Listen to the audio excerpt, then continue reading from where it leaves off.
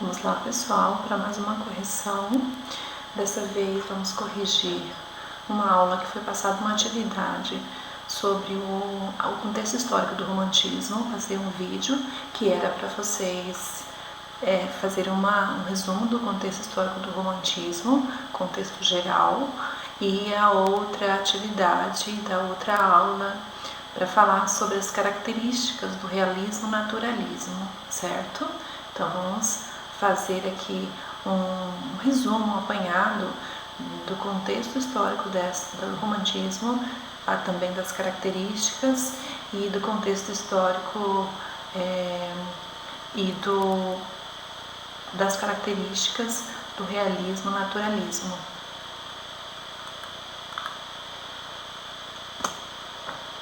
Então vamos lá, falando de contexto histórico. Como escola literária, as bases do sentimentalismo romântico e do escapismo pelo suicídio foram estabelecidas pelo romance Os Sofrimentos do Jovem Werther, de Goethe, publicado na Alemanha em 1774. Então nós podemos perceber já a origem do romantismo, ela já é já vem de um momento de um sofrimento, já vem de um momento em que as emoções estão acima de tudo, porque o jovem ele sofria de um sentimentalismo, de um melancolismo, e tanto que o sofrimento que ele sentia levava muitas vezes ao suicídio. E o primeiro romance que nós temos, ele é baseado então no suicídio, de um jovem. Então a gente percebe aí o subjetivismo e o sentimentalismo já desde os primórdios do romantismo. Na Inglaterra, o romantismo se manifesta nos primeiros anos do século XIX, com destaque para a poesia ultrarromântica de Lord Byron e para o romance histórico Ivaioné, de Walter Scott. Também figuram entre as primeiras obras do início da Revolução Romântica na Europa os livros Manon Lescaut, do árabe Prévost, e a história de Tom Jones, de Henry Fielding. O romance, contudo, já era utilizado no Império Romano, cuja palavra romano era aplicada para designar as línguas usadas pelos povos sob o seu domínio. Tais idiomas eram, na verdade, uma forma popular do latim. Então, o que a gente percebe aqui é que o romantismo, a palavra romantismo, ela já surgiu de uma palavra que designava o vocabulário, as palavras, a língua de um povo. Então, o romano era aplicado para designar as línguas usadas pelos povos, e lembrando que nossa língua portuguesa, que vem do latim, tem essa raiz, aí também. Então, o romance, a palavra romance, romantismo, surgiu então a partir de um idioma, de uma língua, da forma de se falar de uma língua. Ok? As composições de cunho popular e folclore escritas em latim vulgar, em prosa ou em verso, e que relatavam fantasias e aventuras, também eram chamadas de romance. E foi no século XVIII que também o sentido atual, após passar pelas formas de romance de cavalaria, romance sentimental, romance pastoral, na Europa. O romance pode ser considerado o sucessor da epopeia. Então aqui a gente tem lá nos primórdios, a gente tem, ainda lá no século XVIII, a gente já tem esse romance aí que é baseado nas novelas de cavalaria, lá da Idade Média, dos contos de cavaleiros medievais que lutavam por um povo, por uma nação, que havia também sempre um mocinho, uma mocinha envolvidos.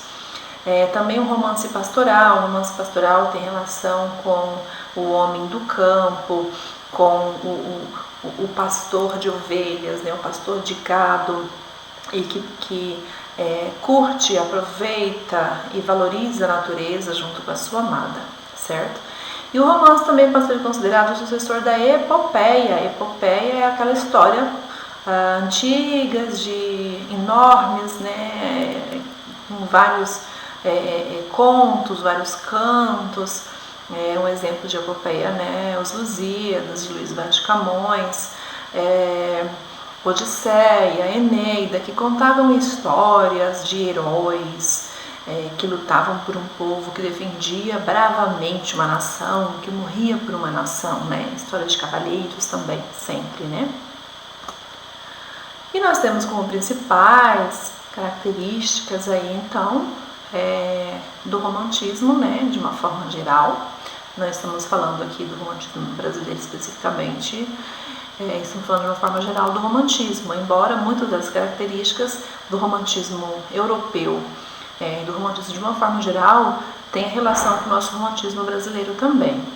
Né? Então, na literatura, as principais características do romantismo são oposição ao modelo clássico. Então, os nossos escritores, os escritores românticos, eles não queriam nada parecido com o que era clássico, eles queriam algo novo, diferente, então havia uma oposição.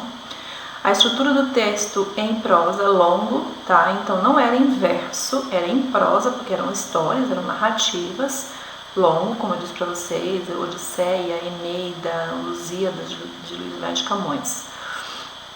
Desenvolvimento de um núcleo central, então sempre havia um núcleo central e em volta desse núcleo central outros acontecimentos, como hoje a gente tem exemplo, a novela, né, que tem sempre aquele casal principal, aquela história principal, e em volta dela a gente tem outros núcleos, tá? Narrativa ampla, refletindo uma sequência de tempo, então era longa, como eu estou citando aqui os exemplos das epopeias, tá, gente? Odisseia, Eneida, os Lusíadas, para ficar mais fácil para vocês entenderem essa questão da narrativa, que eram longas mesmo, né?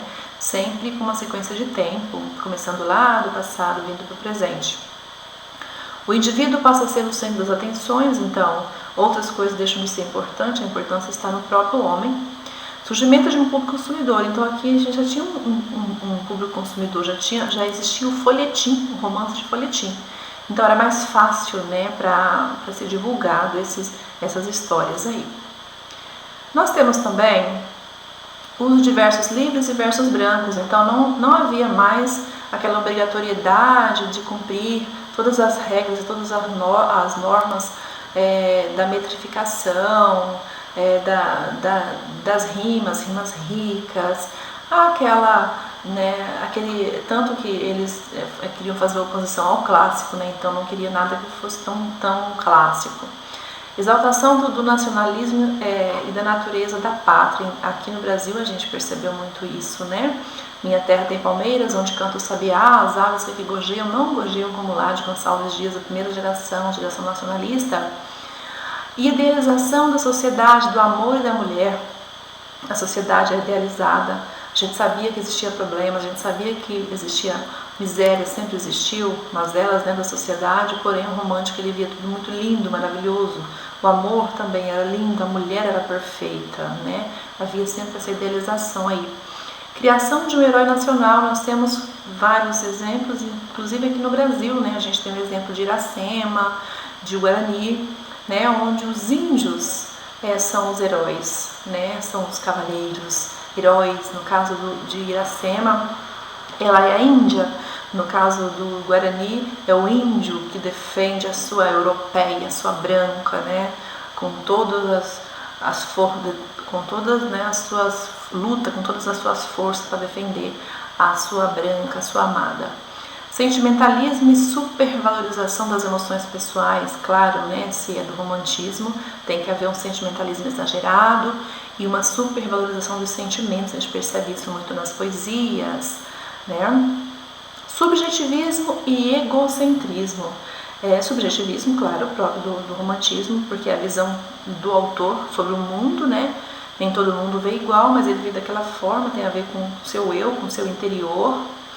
E o egocentrismo, né? Tanto que o suicídio estava presente muito na segunda geração romântica brasileira também, a geração do mal do século, a geração que morria por amor. Eles eram extremamente egoístas, pensavam muito neles, então eles poderiam morrer, eles se matavam por esse sentimento. Saudade da infância, a gente percebe, alguns autores falam sobre a infância, né? A aurora da minha vida, né? A gente percebe, a gente vê várias obras aí em que aparece a saudade da infância, né? E a fuga da realidade, porque eles não como a realidade era cruel, eles não queriam viver a realidade, eles queriam viver escondidos da realidade, eles queriam viver um mundo de fantasia. Então, geralmente, eles idealizavam tudo para que não pudesse enxergar e viver realmente a realidade. Tá certo? Então, aqui a gente corrigiu a atividade sobre o contexto histórico do romantismo. E agora nós vamos corrigir então as atividades sobre o realismo e naturalismo, que também era para assistir a um vídeo e falar sobre as características do realismo e naturalismo. Os movimentos literários realismo e naturalismo surgem na Europa em meados do século XIX. O marco inicial do realismo foi a publicação da obra Madame Bovary, em 1857, de Gustave Flaubert. Já o naturalismo tem início em 1867, quando foi publicado o romance Thérèse Raquin, de Émile Zola. Os objetivos das duas tendências estão na contraposição do romantismo, o resgate do objetivismo e a apreciação da descrição detalhada. Então aqui a gente vê resgate do objetivismo, contraposição do romantismo. Então, tudo que o romântico escrevia, tudo que o romântico via, tudo que o romântico apresentava, colocava nos seus quadros, no seu texto escrito, nas suas poesias, nos seus poemas, eles queriam algo diferente. Eles queriam agora aqui resgatar o objetivismo, a vida como ela é, da forma como todos veem, né? Lembrando que nós temos esses dois movimentos aconteceram ao mesmo tempo. Embora a data aqui, a gente vê uma data um pouco diferente, mas praticamente ao mesmo tempo estavam acontecendo.